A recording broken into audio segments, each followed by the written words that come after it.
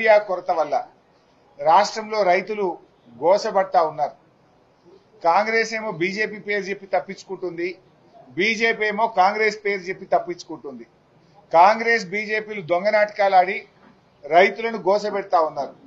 అందువల్ల అసలు కాంగ్రెస్ తప్ప బీజేపీ తప్ప ఏంది ఈ సమస్య కారణం ఏంది? 10 ఏళ్ల బీఆర్ఎస్ హయాంలో లేని సమస్య ఇప్పుడు ఎందుకు వచ్చింది? దానికి ఏదైనా పరిష్కారం చూపిద్దాము అనే అంశం మీద శాసనసభలో ఈ ఎరువుల కొరత మీద మాట్లాడాలని బీఆర్ఎస్ పార్టీ ప్రతిపాదించింది. ఈ 2 అంశాలు తప్పకుండా తీసుకోవాలని చెప్పి మేము కోరాం. వీటితో పాటు అనేక సమస్యలు, గ్రామాల్లో పారిశుధ్య నిర్వహణ సరిగా లేక మలేరియా, డెంగ్యూ, వైరల్ ఫీవర్స్ తో ప్రజలు బాధపడతా ఉన్నారు. గ్రామాలు, పట్టణాల పారిశుధ్య నిర్వహణ, ఈ అంటు రోగాల మీద చర్చించాలని అడిగాం.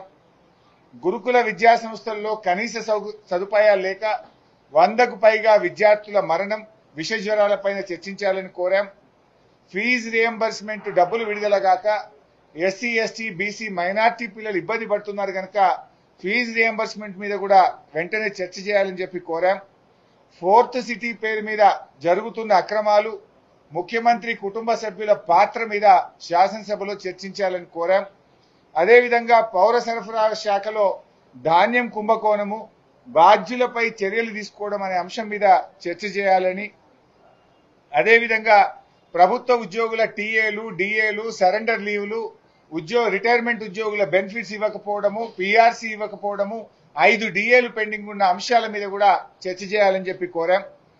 గోదావరి బనకచెర్ల ప్రాజెక్టు వల్ల తెలంగాణ రాష్ట్రానికి జరుగుతున్న అన్యాయం మీద శాసనసభలో చర్చించాలని కోరాం. అదేవిధంగా మరి హైడ్రా కూల్చివేతలు, పేదలు పడుతున్న బాధలు, ప్రభుత్వ ఆసుపత్రుల్లో కనీస సౌకర్యాలు లేని విషయాలు తదితర అంశాల మీద బీఆర్ఎస్ పార్టీ ఈ శాసనసభ సమావేశాల్లో చర్చించాలని కోరాం. దురదృష్టం ఏంటంటే రాష్ట్ర ప్రభుత్వం 2 రోజులు అసెంబ్లీ జరుపుతామంటున్నారు. 2 రోజులు అంటే 2 రోజులు అంటే ఇవాళ రేపు ఖతం బర్కాస్. అంటే పారిపోతున్నది ప్రభుత్వం.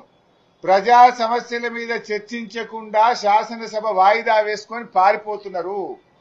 వరదల మీద మాట్లాడదామంటే వరదలు ప్రాధాన్యత కాదు, బురద రాజకీయాలు మాట్లాడుకుందామంటున్నారు. ఎరువుల మీద, రైతుల మీద మాట్లాడదామంటే అది మెల్లగా మాట్లాడుకుందాం, తొందర ఏమున్నది అంటున్నారు. అందుకే ఎరువుల మీద, రైతుల కష్టాల మీద, వరదల మీద, ప్రజలు పడుతున్న బాధల మీద మాట్లాడడానికి ప్రభుత్వం ముందుకు రాకపోవడం వల్ల మేము బీఏసీ మీటింగ్ నుంచి వాకౌట్ చేసి బయటకు రావడం జరిగింది.